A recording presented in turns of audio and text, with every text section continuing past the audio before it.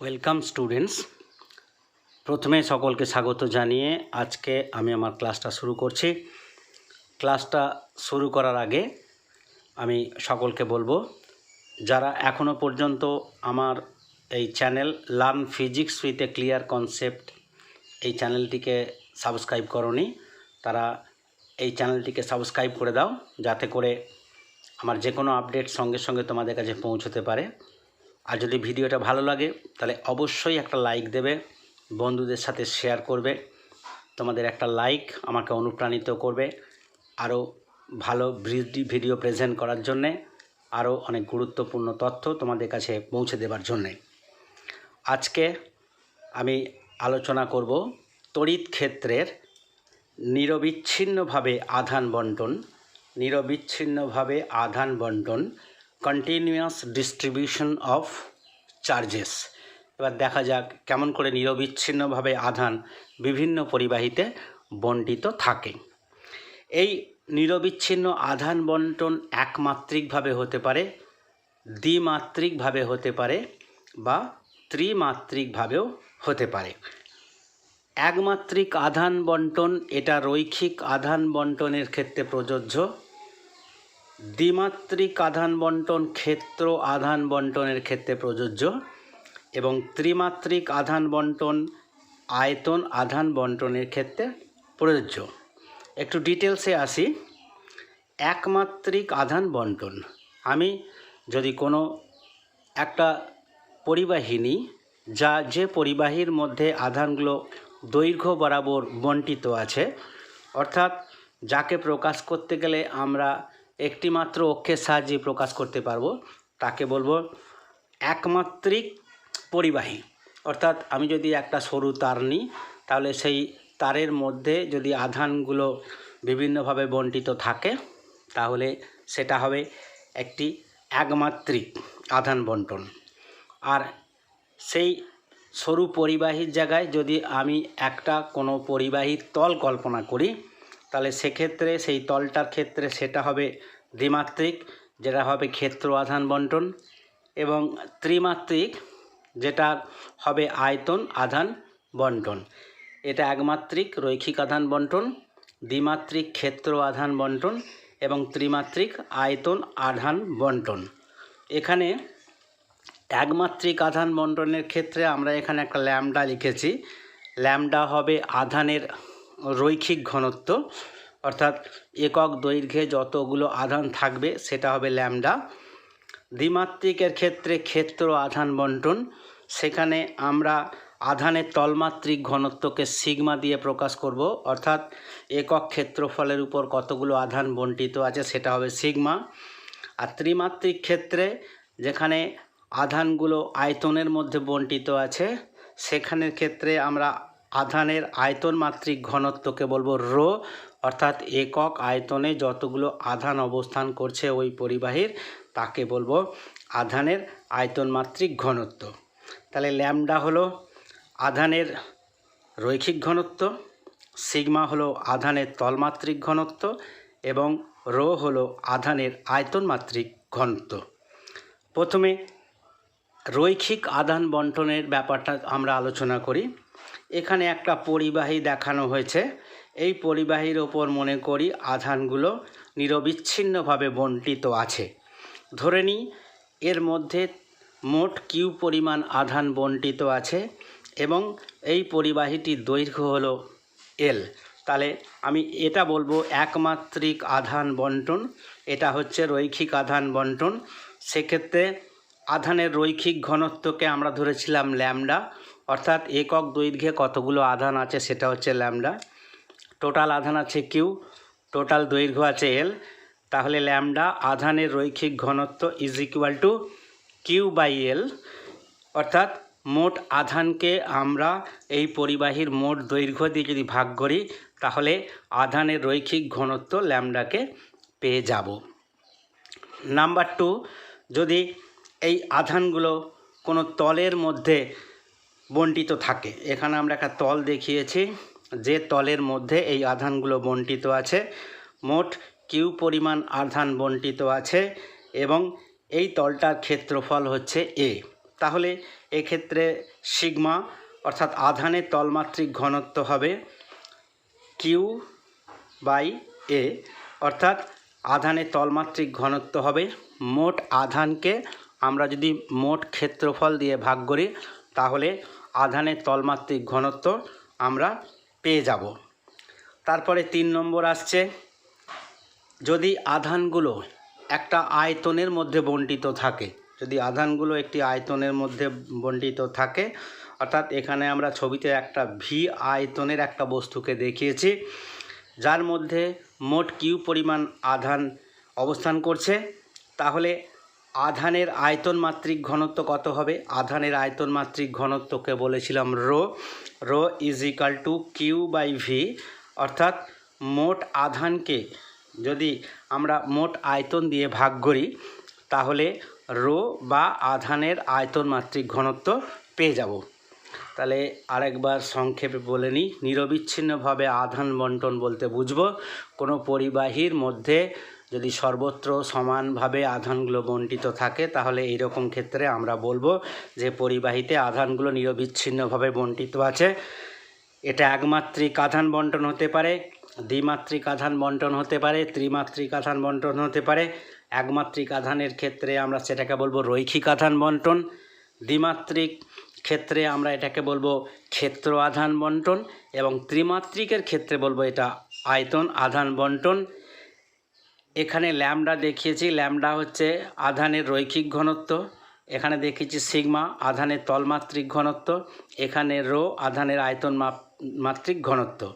তাহলে lambda is equal two মোট আধান বাই মোট দৈর্ঘ্য, অর্থাৎ আধানের রৈখিক ঘনত্ব ইজ ইকাল টু মোট আধান বাই মোট দৈর্ঘ্য।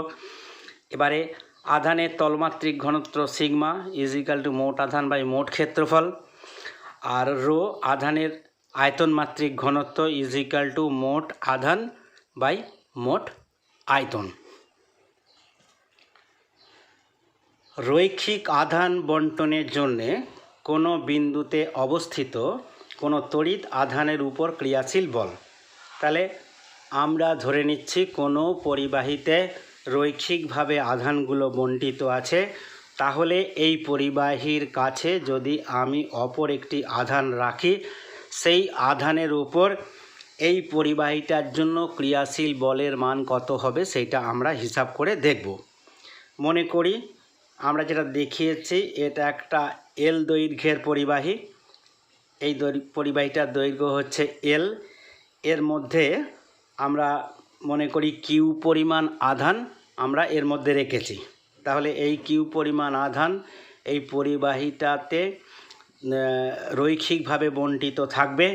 তাহলে এখানে আধানের রৈখিক ঘনত্ব কত হবে দেখিয়েছি, ল্যামডা আধানের রৈখিক ঘনত্ব ইজ ইকুয়াল টু কী হবে, কিউ মোট আধান বাই মোট দৈর্ঘ্য। তাহলে ল্যামডার মান হয়ে যাবে মোট আধান বাই মোট দৈর্ঘ্য কিউ বাই এল, আর পরিবাহীর দৈর্ঘ্য দেখিয়েছি এল। তাহলে এটা একটা পরিবাহী যার দৈর্ঘ্য হচ্ছে এল, যাতে কিউ পরিমাণ আধান বণ্টিত আছে, তাহলে আধানের রৈখিক ঘনত্ব lambda is equal to Q by L মোট আধান বাই মোট দৈর্ঘ্য। এখন এই পুরো পরিবাহীটার জন্যে যদি আমি এই বিন্দুতে কিউ পরিমাণ যদি একটা আধান রাখি তাহলে এই আধানের উপর এই পরিবাহীটার জন্যে মোট ক্রিয়াশীল বল কত হবে সেইটা আমরা হিসাব করব। এটা হিসাব করার জন্যে প্রথমে এই টোটাল পরিবাহীটা থেকে আমি সামান্য দৈর্ঘ্য কল্পনা করলাম, মনে করলাম এই সামান্য দৈর্ঘ্যটার দৈর্ঘ্য হচ্ছে ডিএল, সামান্য দৈর্ঘ্যটা হচ্ছে ডিএল। আরও মনে করি এই যে ডিএল দৈর্ঘ্য, এই ছোট্ট দৈর্ঘ্যের মধ্যে ডি কিউ পরিমাণ আধান অবস্থান করছে। এ থেকে আর দূরত্বে, এই ডিএল দৈর্ঘ্য থেকে আর দূরত্বে কিউ মানের একটা আধান রাখা আছে। আমরা হিসাব করে দেখি এই ক্ষুদ্র দৈর্ঘ্যের জন্যে কিউ বিন্দুতে প্রযুক্ত বলের পরিমাণ কত হবে। এটা হিসাব করার আগে প্রথমে আমরা ধরে নেব আমরা যে পরীক্ষাটা করছি সেটা শূন্য মাধ্যমে করছি এবং আমরা যেটা মাপছি সেটাকে এসআই এককে মাপছি। তা যদি হয় তাহলে এইটার জন্যে যে বলটা হবে আমরা এটাকে ডিএফ বলেছি, ডিএফ ভেক্টর। ডিএফ ভেক্টর মানে শুধুমাত্র এই ডিএল দৈর্ঘ্যের জন্যে যে কিউ বিন্দুতে এই কিউ আধানের উপর যে বল হবে সেটা হবে Q DF vector is equal to 1/4πε0, কেননা শূন্য মাধ্যম আমরা আগেই ধরে নিয়েছি। তাহলে 1/4πε0 ইন্টু এখানে কিউ পরিমাণ আধান আছে আর এখানে ডিকিউ পরিমাণ আধান আছে, ধরে নিয়েছি ডিএল দৈর্ঘ্যে ডিকিউ পরিমাণ আধান আছে।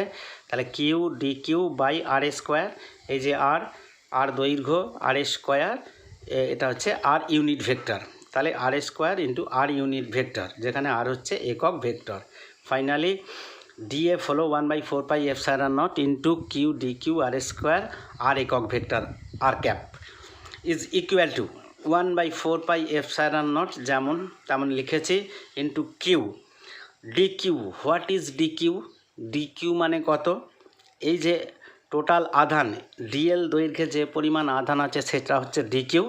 তাহলে আমরা কি করব, আধানের রৈখিক ঘনত্বকে দৈর্ঘ্য দিয়ে গুণ করব, তাহলেই এই ডিকিউ এর পরিমাণ পাবো। আবার বলি, যদি আধানের রৈখিক ঘনত্ব অর্থাৎ একক দৈর্ঘ্যে কতটা আধান আছে সেইটাকে যদি দৈর্ঘ্য ডিএল দৈর্ঘ্য দিয়ে গুণ করি তাহলে এই ডিকিউ এর পরিমাণ পাবো। সুতরাং ডিকিউ এর জায়গায় আমরা বসিয়েছি lambda DL by R square R vector. এটা গেল শুধুমাত্র ডিএল দৈর্ঘ্যের জন্যে, ক্ষুদ্র ডিএল দৈর্ঘ্যের জন্যে কিউ আধানের উপর প্রযুক্ত বল। এখন আমি যদি টোটাল পরিবাহীটার জন্যে এই কিউ আধানের উপর প্রযুক্ত বল হিসাব করতে যাই, তাহলে আমি উভয় ক্ষেত্রকে ইন্টিগ্রেট করব। দেখিয়েছি ডিএফ ভেক্টর, এটাকে ইন্টিগ্রেট করেছি is equal to integration of 1/4πε0 into Q DQ by R square. তাহলে এই ডিকিউটাকে কিউ ল্যামডা ডিএল করলাম, integration of 1/4πε0 into Q lambda DL by R square R cap. তাহলে এবারে ডিএফটাকে ইন্টিগ্রেট করলে আমাদের শুধু এফ চলে আসছে, ডিএফটাকে ইন্টিগ্রেট করলে আমাদের শুধু এফ চলে আসছে, এফ ভেক্টরটা চলে আসছে। DF integration of DF is equal two F. এবার এখানে দেখি কিউটা ধ্রুবক, 4πε0 এটাও ধ্রুবক, তাহলে এইগুলোকে আমরা ইন্টিগ্রেশনের বাইরে বের করে দিয়েছি। তাহলে কিউ বাই 4πε0 বাইরে বেরিয়ে গেল, ভিতরে থেকে গেল lambda by R square R একক ভেক্টর ডিএল, এটা থেকে গেল। তাহলে এটাই হলো এই যে Q by 4πε0 lambda by R square R একক ভেক্টর ডিএল। তাহলে এটাই হলো সমগ্র পরিবাহীর জন্যে, এই সমগ্র পরিবাহীর জন্যে কিউ আধানের উপর প্রযুক্ত বল। তাহলে সমগ্র পরিবাহীটার জন্যে, যে পরিবাহীটার মধ্যে রৈখিকভাবে আধানগুলো বণ্টিত আছে, তাহলে সেই পরিবাহীটার জন্যে আমরা যেটা পেলাম সেটা হলো এফ কিউ 4πε0 ইন্টিগ্রেশন, মানে এল দৈর্ঘ্যে ইন্টিগ্রেশন করতে হবে, ওই জন্য এল এখানে রাখা আছে, টোটাল এল দৈর্ঘ্যের উপর ইন্টিগ্রেশনটা করতে হবে, lambda by R square R unit vector dL. তাহলে এইটা আমরা এসআই পদ্ধতিতে এখান পর্যন্ত করলাম। এখন আমরা যদি এটাকে সিজিএস এককে মাপি, তাহলে সিজিএস এককে মাপলে আমরা জানি সিজিএস এককে 1/4πε0 এটা থাকে না, তখন কি হয়, তখন শুধুমাত্র থাকে F is equal to Q one Q two by R square. তাহলে আমার এই 4πε0টা বাদ হয়ে গেল। তাহলে সিজিএস পদ্ধতিতে এই বলটা কত হবে? সিজিএস পদ্ধতিতে এই বলটা হবে F vector is equal to Q, শুধুমাত্র কিউ থাকবে, 4πε0টা থাকবে না, Q integration of L lambda by R square unit vector R dL. তাহলে এইটা হয়ে গেল আমাদের সিজিএস পদ্ধতিতে। আর একবার মনে করে নিই, তাহলে একটা পরিবাহী আছে যার দৈর্ঘ্যে আধান বণ্টিত আছে, সেই পরিবাহীর কাছে যদি আমি একটা অন্য আধান রাখি, সেই আধানের উপর ওই পরিবাহীটা মোট কত বল প্রয়োগ করবে সেটা আমরা হিসাব করব। তাহলে সেটা হিসাব করব যদি শূন্য মাধ্যমে আমরা এই পরীক্ষাটা করি এবং প্রথমে বলি পরিমাপটা যদি এসআই এককে করি, তাহলে পরিমাপটা এসআই এককে করলে আমরা এখানে এই পর্যন্ত এসেছি, যেটা হচ্ছে F is equal to Q by 4πε0 integration of L pi R square unit vector R DL. ওটাই সিজিএস পদ্ধতিতে করলে 4πε0টা বাদ হয়ে যাবে, থেকে যাবে F is equal to Q integration of L lambda by R square unit vector R DL. এরপরে ক্ষেত্র আধান বন্টনের জন্য কোনো বিন্দুতে অবস্থিত কোনো আধানের উপর প্রযুক্ত বল। আমরা রৈখিক আধান বন্টনের ক্ষেত্রে তার পাশে অবস্থিত কোনো আধানের উপর প্রযুক্ত বলের মান হিসাব করলাম। এবার ক্ষেত্র আধান বন্টনের জন্য কোনো বিন্দুতে অবস্থিত কোনো আধানের উপর প্রযুক্ত বল। তাহলে আমি যদি এমন একটা পরিবাহী নিই যে পরিবাহীটার ক্ষেত্রফলের উপর আধানগুলো বন্টিত আছে, এক্ষেত্রে এই আধান বন্টনটিকে আমরা বলবো ক্ষেত্র আধান বন্টন। এখানে এই ক্ষেত্র আধান বন্টন অর্থাৎ একটা তলের ওপর কিছু আধানের বন্টন হয়েছে, তার থেকে আর দূরত্বে আমি একটা কিউ পরিমাণ আধান রেখেছি। আমাদেরকে হিসেব করতে হবে এই মোট তলটার জন্যে এই কিউ আধানটার উপর প্রযুক্ত বল কত হবে। এখানে ছবিতে দেখিয়েছি আমরা, এখানে একটা বস্তু দেখিয়েছি, বস্তুর তল দেখিয়েছি, যে তলটার ক্ষেত্রফল হচ্ছে আর, এই ক্ষেত্রফল হচ্ছে এ, পরিবাহী তলের ক্ষেত্রফল এ, এবং মনে করি এতে কিউ পরিমাণ আধান বন্টিত আছে। Sigma is equal to Q by A. তাহলে প্রথমে এই টোটাল তলটা থেকে আমি একটা ছোট্ট তল কল্পনা করব, খুব ক্ষুদ্র তল, যে তলটার ক্ষেত্রফল হচ্ছে ডিএস। মনে করি ওই ডিএস ক্ষেত্রফলের উপর ডি কিউ পরিমাণ আধান অবস্থান করছে। তাহলে এই ডিএস ক্ষেত্রফলে যেখানে ডি কিউ পরিমাণ আধান অবস্থান করছে, সেই আধানের জন্যে এর বাইরে অবস্থিত একটি আধান কিউবের উপর কতটা বল প্রযুক্ত হবে সেইটা আমরা প্রথমে হিসাব করব। তাহলে ধরে নিয়েছি যে পরীক্ষাটা করছি সেটা শূন্য মাধ্যমে করছি এবং পরিমাপটা আমি এসআই এককে করছি। আগের মতোই 1/4πε0, অর্থাৎ এই ক্ষুদ্র যে ক্ষেত্রফল আছে যাতে ডি কিউ পরিমাণ আধান আছে, এই ডি কিউ পরিমাণ আধানের জন্য কিউ বিন্দুতে প্রযুক্ত বল কত হবে, ডিএফ 1/4πε0 কিউ, এখানে কিউ আছে, এখানে ডি কিউ আধান আছে, Q D Q by R square, R একক ভেক্টর, আরকে আমরা একক ভেক্টর হিসাবে দেখিয়েছি। তাহলে ইজ ইকাল টু 1/4πε0 কিউ, এটা কি আছে অর্থাৎ আধানের তলমাত্রিক ঘনত্ব ইন্টু তলের ক্ষেত্রফল। তাহলে আধানের তলমাত্রিক ঘনত্ব সিগমা এবং তলের ক্ষেত্রফল ডিএস, তাহলে সেইটারই পরিমাণ হবে ডি কিউ। তাহলে Q sigma DS by R square, R একক ভেক্টর। তাহলে এখন যদি আমরা এটা করলাম শুধুমাত্র ডিএস ক্ষেত্রফলের উপর যে আধানগুলো আছে তার জন্যে কিউ বিন্দুর উপর প্রযুক্ত বল। এখন যদি আমি টোটাল ক্ষেত্রফলের জন্য ওই কিউ পরিমাণ আধানের উপর প্রযুক্ত বল হিসাব করতে যাই, তাহলে আমাকে এটাকে ইন্টিগ্রেট করতে হবে, এটাকে সমাকলন করতে হবে। Integration of DF is equal to, এটাকেও ইন্টিগ্রেট করেছি, integration of 1/4πε0 into Q D Q R square, R integration of DF is equal to integration of 1/4πε0 into Q D Q R square by R, D Q এর জায়গায় sigma DS বসিয়েছি, integration of 1/4πε0 Q D Q এর জায়গায় sigma DS by R square, R একক vector. তাহলে integration of ডিএফটা কী হয়ে যাবে, এটা টোটাল এফ হয়ে যাবে। Integration of DF is equal to total F is equal to কিউটা ধ্রুবক বাইরে বার করেছি, কিউ বাই 4πε0 ইন্টিগ্রেশন অফ, এখানে সিগমা থাকছে, এখানে আর স্কোয়ার থাকছে, এটা আর একক ভেক্টর ডিএস। তাহলে এই ইন্টিগ্রেশনটা করতে হবে আমাকে এস ক্ষেত্রফলের উপরে। তাহলে এটা ফাইনালি আমি পেয়ে গেলাম। যদি এসআই পদ্ধতিতে আমি এই আকর্ষণ বা বিকর্ষণ বলের মানটা যদি হিসাব করি, তাহলে সেটা হবে Q by 4πε0 integration of Q by R square R এই ইউনিট ভেক্টর ডিএস, এই ইন্টিগ্রেশনটাকে এস ক্ষেত্রফলের উপর করতে হবে, এটা এসআই পদ্ধতিতে। এবার যদি আমি সিজিএস এককে এটা হিসাব করতে যাই, সেখানে 4πε0টা থাকবে না, তাহলে থেকে যাবে শুধুমাত্র Q integration of S Q by R square R unit vector dS. তাহলে ক্ষেত্র আধান বন্টনের জন্য কোনো বিন্দুতে কোনো আধানের উপর প্রযুক্ত বল আমরা হিসাব করলাম। একবার এসআই পদ্ধতিতে হিসাব করলাম, প্রযুক্ত বল হবে Q by 4πε0 integration of S ক্ষেত্রফলের উপর ইন্টিগ্রেশন করতে হবে sigma by R square R unit vector DS.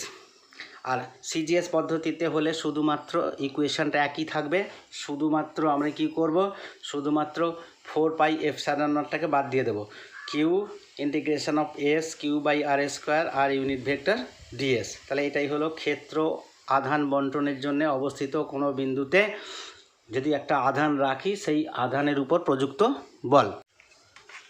এরপরে আসছে আয়তন আধান বন্টনের জন্য কোনো বিন্দুতে অবস্থিত কোনো আধানের উপর ক্রিয়াশীল বল। তাহলে আমি যদি ধরে নিই একটা বস্তু আছে, তার মধ্যে আয়তন আধান বন্টন হয়েছে, অর্থাৎ সমগ্র আয়তনে আধানটা বন্টিত আছে। আমি যদি মনে করি এইটা একটা বস্তু যার আয়তন হচ্ছে, পরিবাহীর আয়তন হচ্ছে ভি, এতে যদি কিউ পরিমাণ আধান বন্টিত থাকে তাহলে আমি বলতে পারি রো মানে আধানের আয়তন মাত্রিক ঘনত্ব।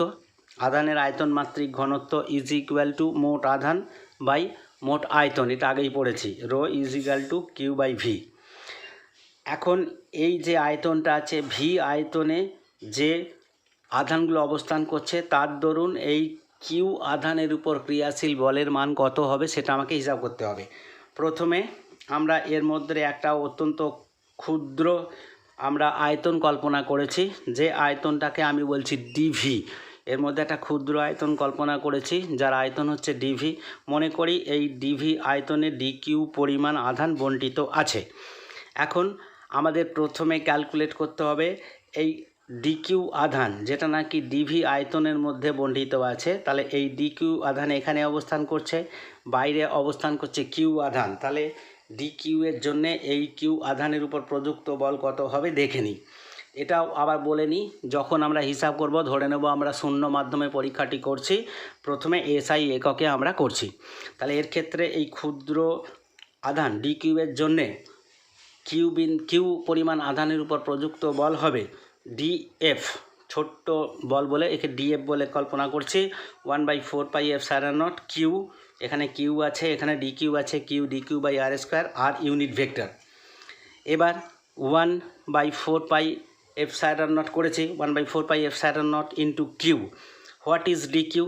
তাহলে এখানে কতটা আধান আছে ডিকিউ, না সেটাকে আমরা যদি রো মানে এটা হচ্ছে আধানের আয়তন মাত্রিক ঘনত্বকে যদি আয়তন দিয়ে গুণ করি তাহলেই ডিকিউ এর পরিমাণ পেয়ে যাব। সেই জন্যে আমরা ডিকিউ এর জায়গায় লিখেছি আধানের আয়তন মাত্রিক ঘনত্ব এবং ডিভি, এটা হচ্ছে আয়তন by R square R unit vector.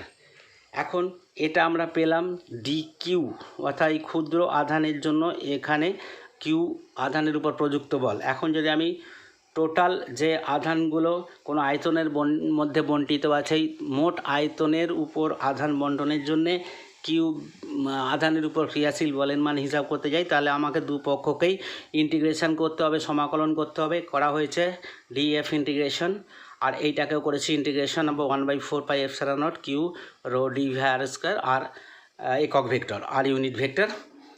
তাহলে এইটাকে আমি যদি ইন্টিগ্রেশন করি তাহলে এফ বলটা পেয়ে যাব, টোটাল এফ বলটা পেয়ে গেছি, ইজ ইকুয়াল টু কিউ 4πε0, এগুলো সব ধ্রুবক আছে বাইরে বের করে দিয়েছি।